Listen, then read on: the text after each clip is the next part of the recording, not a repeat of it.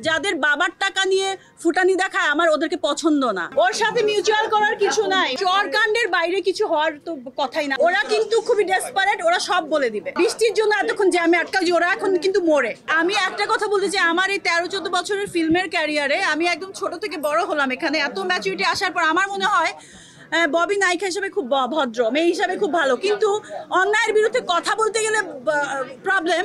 এটা আমার কাছে জাস্টিফাইড না। আসলে অন্যায় হলে, ডিসঅনেস্টি হলে অবশ্যই কথা বলা উচিত।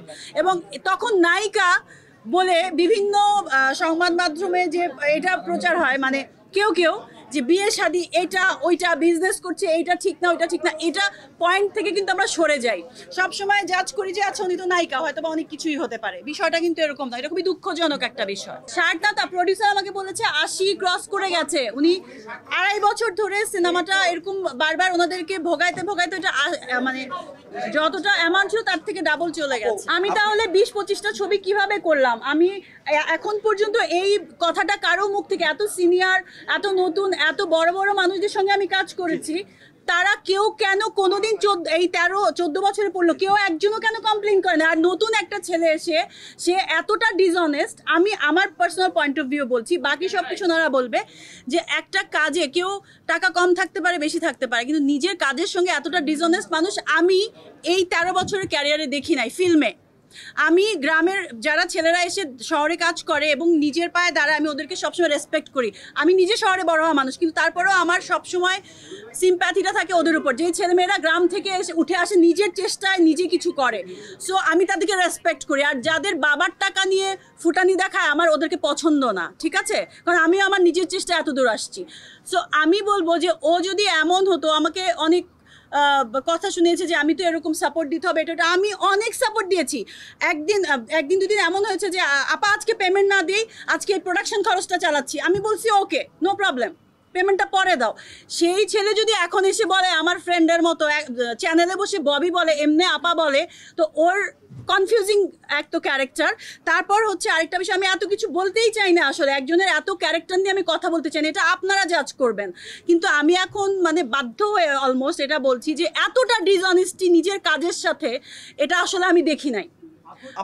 স্ক্রিনেও যদি দেখতাম যে ঠিক আছে, সুন্দর করে কাজ করতেছে, সব কিছু ঠিক আছে, গান 1-1.5 মিনিটের এত সুন্দর গান, জাহিদ আকবরের লেখা, কোনাল আপুর গাওয়া, আরও অনেক ভালো ভালো গান, নতুন মানুষের থেকে টাকা নিয়েও গান নেয়, আবার অন্যদের গান কেটে দেয়, আবার নতুন এমন একজনকে আর্টিস্ট না যেটা প্রডিউসার অ্যাকসেপ্ট করে না, তার থেকে পয়সা নিয়ে, এগুলো তো মানে প্রডিউসার থেকেই আমার কথাগুলো শোনা। আমি তো আর এটার পিছনে লেগে থাকি নাই।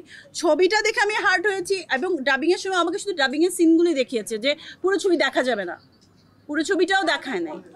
তাহলে এই বিষয়টা খুবই দুঃখজনক আসলে, যে এতটা ডিসঅনেস্ট, যে তার নিজের কাজের সঙ্গে। এবং আমি শুনেছি পদ্মাপুরাণ সে 10 বছর ধরে, একটা সিনেমা বানাতে 10 বছর, 3 বছর, 6 বছর লাগে না, যদি এটা ডিরেক্টর প্রডিউসার যদি প্রপার থাকে। এখানে প্রডিউসার টোটালি প্রপার ছিল, টোটালি ইনভেস্ট করেছে এবং টাইম মতো করেছে, তাহলে এটা কেন হলো?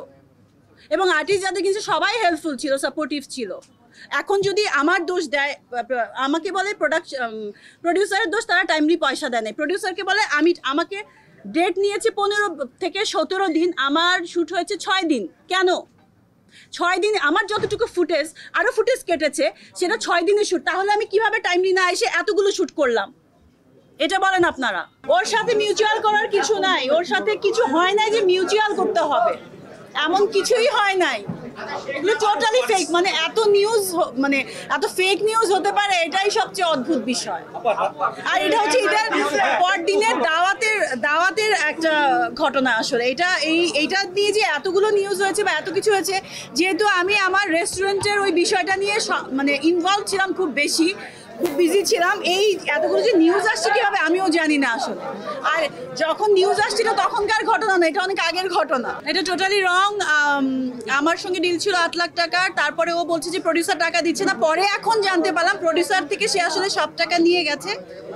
তারপর সব মানে প্রোডাকশনের ম্যাক্সিমাম মানুষকে আসলে সে টাকা পয়সা দেয়নি, আর্টিস্টদেরকে দেয়নি। এরকম কিছু কিছু প্রডিউসারদের কাছে ফোন এসছে।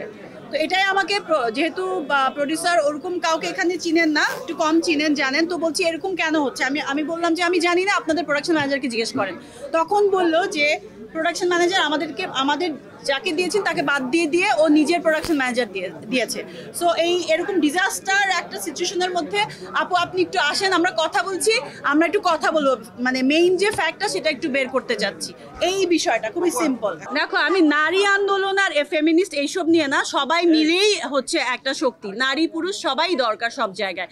কিন্তু কি থাকে বা আমাদের দেশে আসলে মেয়েদের অবস্টাকলটা বেশি, যে কোনো কিছুতে আঙ্গুল তোলা হয় বেশি, তার উপর যদি মেয়েটা ইন্ডিপেন্ডেন্ট থাকে এবং এমন মিডিয়াতে থাকে তাহলে তো আরো বেশি সুযোগ হয়ে যায়। আসলে এই বিষয়টাই ভাবো, তুমি বারবার বলছো যে এমন কি হয়েছিল, তো কিছু না কিছু অবশ্যই হয়েছিল ওইখানে, কিন্তু যেরকম করে লেখা আসছে বা কিছু, আমি এতগুলো কথা বললাম, এগুলোই কিছু না কিছু যেগুলো ফ্লাশ হয়েছে, যে আমার নাম দিয়েও বারবার টাকা নিয়েছে, ওয়ারেজ আমি ফুল পেমেন্টই পাইনি।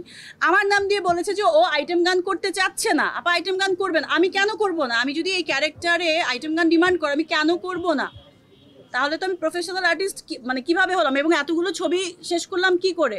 কোনোদিন কি আমার নামে কখনো এরকম কেউ কমপ্লেন করেছে? বা কোনো দিনও?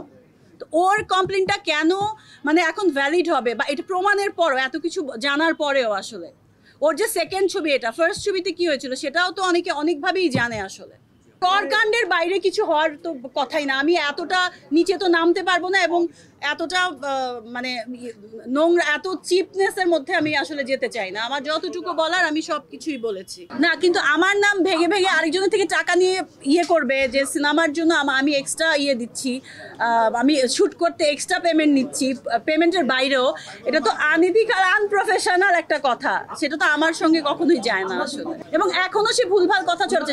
একটা কথা, উনি শাক দিয়ে না মাছ ঢাকা যায় না। উনি এত বড় একটা প্রবলেম ক্রিয়েট করেছে এবং এত বড় ডিসঅনেস্টি দেখিয়েছে, তার মধ্যে উনি তো এটা ঢাকতে পারবেন না। শুধু ববির নাম বলে ববিকে এখানে করে নতুন প্রোডাকশন দেখে ববিকে ইউজ করে ববি এটা করেছে, ববি এটা করেছে, এটা দিয়ে উনি ঢাকতে পারবেন না। উনি ঢাকতে পারতেন, মানে আমাকে এখানে মিস ইউজ করে আমার নামে বদনাম করেও ঢাকতে পারতেন, যদি সিনেমাটা প্রপারলি বানাতেন। তারপরেও হতো যে আচ্ছা উনি ডিরেক্টর হিসেবে কাজটা ঠিক করেছেন। না, আমি যাব না, বাট মানে প্রডিউসার যাবেন, আমি যতদূর শুনেছি। কেন? ও তো ওই গানটা এবং আরেকটা গানই রিলিজ করেছে, বরং আমার রোমান্টিক সং, সিডিউসিং সং কিছুই তো রিলিজ করে নাই। ও তো ওই গানটাই রিলিজ করেছে, এবং প্রডিউসার এটাতে ক্ষিপ্ত, আমি না। এটা আসলে প্রোডাকশন হাউসের ডিসিশন যে কি করবে না করবে। পলাশ যখন তাদের কথা শুনেনি, ওরা চেয়েছিল রোমান্টিক গান এবং সিডিউসিং গানটা আগে রিলিজ করতে, সেটা ও করেনি। এটা ওদের মধ্যে প্রবলেম হয়েছে। এই মজার কথা হচ্ছে, যেই ছবিটা দিয়েছে ওইটা হচ্ছে আমি একজনের বিয়ের প্রোগ্রামে একটা ফ্যান এসে আমার সাথে ছবি তুলেছে। আমি দেখি ওই ছবিটা দিয়ে দিয়েছে যে আমার, হ্যাঁ আমি চিনিও না। পরে আমার কাজিন দেখে বললো যে এটা তো ওই যে সবাই এসে ছবি তুলছিল ওরকম একজন, র্যান্ডম একজন। ওরা কিন্তু খুবই ডেসপারেট, ওরা সব বলে দিবে। হ্যাঁ, ওরা খুব ডেসপারেট। ওরা বৃষ্টির জন্য এতক্ষণ জ্যামে আটকাল, যে ওরা এখন কিন্তু মরে।